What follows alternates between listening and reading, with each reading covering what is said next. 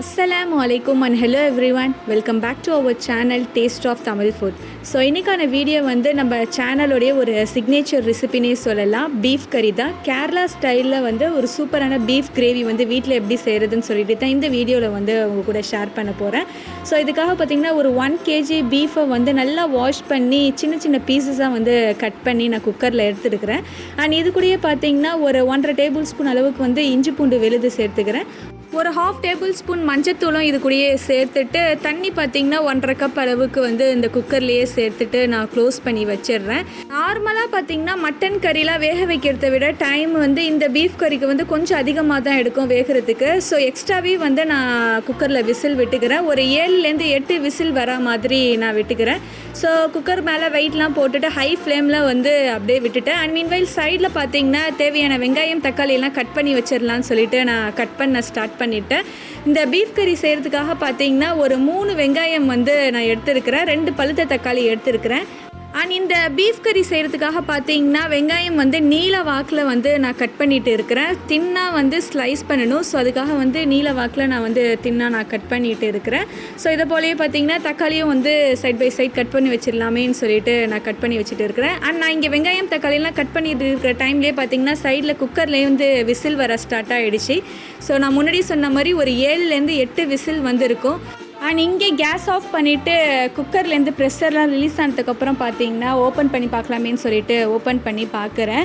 So மீட்டு நல்லா வெந்திருக்கான்னு சொல்லிட்டு ஒன் டைம் வந்து செக் பண்ணி பார்த்துக்கோங்க. எக்ஸ்ட்ராவே தான் நான் விசில் விட்டேன். ஒரு 8 விசில் அளவுக்கு தான் விட்டேன். ஸோ நல்லாவே பார்த்தீங்கன்னா பீசஸ் எல்லாமே வந்திருக்கு. இது ஒரு சைடு அப்படியே இருக்கட்டும். அண்ட் மீன்வைல் இன்னொரு சைடு பார்த்தீங்கன்னா கடாய் ஹீட் பண்ண ஸ்டார்ட் பண்ணிட்டேன். கடாய் ஹீட் ஆனது பார்த்தீங்கன்னா ஒரு 3 டேபிள் ஸ்பூன் அளவுக்கு வந்து எண்ணெய் எடுத்துருக்கிறேன். நார்மல் சன்ஃப்ளவர் ஆயில் தான். எண்ணெய் ஹீட் ஆனதும் பார்த்தீங்கன்னா ஒரு துண்டு பட்டை, ஒரு 2 கிளாம்பர், ஒரு லவங்கம் சேர்த்துட்டு பொரிஞ்சதுக்கப்புறம் பார்த்தீங்கன்னா சைடில் கட் பண்ணி வச்சுருந்த வெங்காயம் இருக்கு இல்லையா, அதை நான் இப்போது கடாயில் சேர்த்துட்டு எண்ணெயிலேயே வதக்க நான் ஸ்டார்ட் பண்ணிட்டேன். அண்ட் இது போல் பீஃப் கறி இல்லைனா மட்டன் கறி ஏதாவது செய்யும் போது நீங்கள் பாத்திரம் வந்து கண்டிப்பாக வந்து கனமான பாத்திரமாக இருக்கிற மாதிரி பார்த்துக்கோங்க. அப்போ தான் ஹீட் நல்லா தாங்கி மசாலாலாம் சுண்டி வந்து டேஸ்ட் வந்து நல்லா இருக்கும். ஸோ கொஞ்சம் கனமான பாத்திரமாக இருக்கிற மாதிரி பார்த்துக்கோங்க. அண்ட் இங்கே வந்து நம்ம சேர்த்த வெங்காயம் வந்து நல்ல கலர் மாற ஆரம்பிச்சிருச்சு. இந்த டைமில் வந்து 1.5 டேபிள் ஸ்பூன் அளவுக்கு வந்து இஞ்சி பூண்டு விழுந்து வந்து இதிலேயே சேர்த்துக்கிறேன். அண்ட் இந்த சேர்த்த இஞ்சி பூண்டோட பச்சை வாசனை போகிறது வரையும் பார்த்திங்கன்னா எண்ணெயிலேயே கேஸை லோ ஃப்ளேமில் வச்சு நல்லா நான் வதக்கிக்கிறேன். அண்ட் நம்ம சேர்த்த இஞ்சி பூண்டோட பச்சை வாசனை போனதுக்கு அப்புறம் பார்த்தீங்கன்னா சைடில் நம்ம கட் பண்ணி வச்சுருக்கிற தக்காளியை வந்து நான் இப்போ கடாயில் சேர்த்துடுறேன். நம்ம சேர்த்த தக்காளி பார்த்திங்கன்னா நல்லா கரைஞ்சி வந்து ஜூஸி ஆகணும். ஸோ அது வரையும் வந்து நல்ல எண்ணெயிலேயே வதக்கிக்கலாம். ஸோ இப்போ உங்களுக்கு பார்த்தாலே தெரியும் தக்காளி எல்லாம் நல்லா கரைஞ்சி ஜூஸி ஆகிடுச்சு. அண்ட் இதுக்கப்புறம் பார்த்திங்கன்னா 1.5 டேபிள் ஸ்பூன் அளவுக்கு வந்து காஷ்மீரி மிளகாய் தூள் நான் சேர்த்துக்கிறேன். அண்ட் இந்த காஷ்மீரி மிளகாய் தூள் உங்ககிட்ட இல்லைனா பரவாயில்ல, நார்மல் மிளகாய் தூளையே பார்த்திங்கன்னா ஒரு 2 டேபிள் ஸ்பூன் போட்டுக்கோங்க.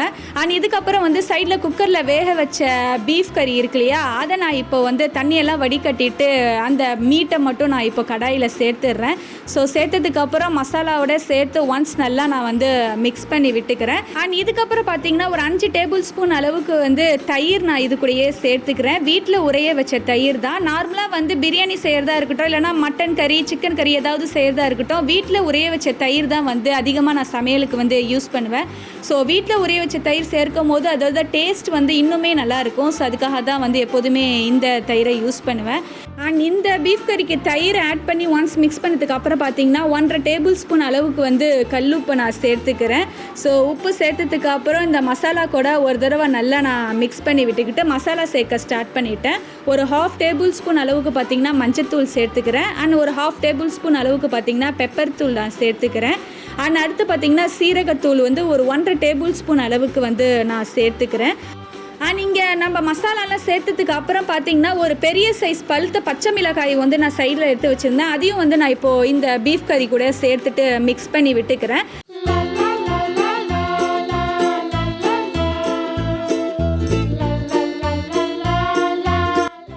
மசாலாலாம் சேர்த்து மிக்ஸ் பண்ணி விட்டதுக்கு அப்புறம் பார்த்தீங்கன்னா ஒரு 1/2 டம்ளர் அளவுக்கு வந்து தண்ணி மட்டும் இந்த கிரேவி கூட சேர்த்துட்டு மிக்ஸ் பண்ணி விட்டுக்கிறேன். ரொம்ப தண்ணி விட்டுற வேணாம், ஜஸ்ட் ஒரு 1/2 கப் மட்டும் தண்ணி வந்து சேர்த்தா போதும்.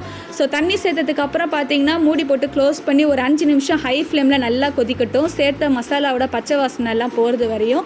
ஸோ ஒரு கொதி வந்ததுக்கு அப்புறம் பார்த்தீங்கன்னா மல்லித்தூள் இருக்கு இல்லையா, அது ஒரு 1.5 டேபிள் ஸ்பூன் அளவுக்கு வந்து இந்த கிரேவிலேயே சேர்த்துட்டு மிக்ஸ் பண்ணி விட்டுக்கிறேன்.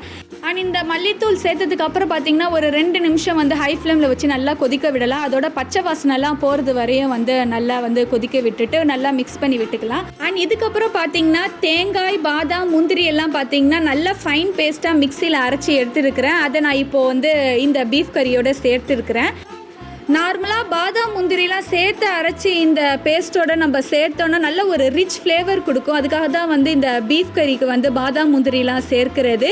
ஸோ பாதாம் முந்திரிலாம் சேர்க்க வேணாம்னு நினச்சிங்கன்னா நீங்கள் அதை ஸ்கிப் பண்ணிவிட்டு ஜஸ்ட் அந்த தேங்காய் விழுதை மட்டும் நல்லா ஃபைன் பேஸ்ட்டாக அரைச்சி வந்து இந்த பீஃப் கறி கூட சேர்த்துக்கோங்க. ஸோ இங்கே தேங்காய் பேஸ்ட்டை வந்து பீஃப் கறியோட சேர்த்ததுக்கு அப்புறம் பார்த்தீங்கன்னா புதினா மல்லியை வந்து கட் பண்ணி நான் இது கூடயே சேர்த்துட்டு க்ளோஸ் பண்ணி விட்டுடுறேன். கேஸை லோ ஃப்ளேமில் வச்சு ஒரு 5 நிமிஷம் வந்து அப்படியே இருக்கட்டும். நம்ம சேர்த்த அந்த தேங்காயோட பச்சை வாசனை எல்லாம் நல்லாவே போயிருக்கும். ஸோ ஒரு 5 நிமிஷத்துக்கு அப்புறம் பார்த்தீங்கன்னா கேஸ் ஆஃப் பண்ணிவிட்டு அப்படியே விட்டுட்டேன். ஒரு 10 நிமிஷத்துக்கு அப்புறம் தான் பார்த்தீங்கன்னா நான் வந்து ஓப்பன் பண்ணி பார்க்குறேன். ஸோ பார்க்கவே எவ்வளோ கலர்ஃபுல் அண்ட் டெம்டிங்காக இருக்குன்னு பாருங்கள். கேரளா ஸ்டைலில் ஒரு சூப்பரான பீஃப் கிரேவி. அண்ட் இந்த பீஃப் கிரேவி பார்த்தீங்கன்னா லஞ்சுக்கு வந்து சிம்பிளாக ஒரு கீ ரைஸ் வித் இந்த பீஃப் கறியோட சேர்த்து சாப்பிடும்போது அவ்வளோ சூப்பர் அண்ட் டேஸ்டியாக இருக்கும். இது சைட் டிஷ் வந்து எதுவுமே தேவையில்லை, நார்மல் ஒரு கீ ரைஸ் அண்ட் இந்த பீஃப் கறியோட சேர்த்து சாப்பிட்டு பாருங்கள், அவ்வளோ சூப்பர் அண்ட் டேஸ்டியாக இருக்கும். கண்டிப்பாக இந்த மெத்தடில் வந்து நீங்கள் வீட்டில் ட்ரை பண்ணி பாருங்கள். அண்ட் இந்த வீடியோ வந்து உங்கள் ஃப்ரெண்ட்ஸ் அண்ட் ஃபேமிலிக்கும் ஷேர் பண்ணுங்கள். கண்டிப்பாக இந்த வீடியோ வந்து அவங்களுக்கும் ஒரு யூஸ்ஃபுல்லான வீடியோவாக தான் இருக்கும். ஸோ இதை போல் இன்ட்ரெஸ்டிங்கான நிறைய ரெசிபி அண்ட் vlogsஓட உங்களை அடுத்த வீடியோவில் வந்து சந்திக்கிறேன். தேங்க்யூ.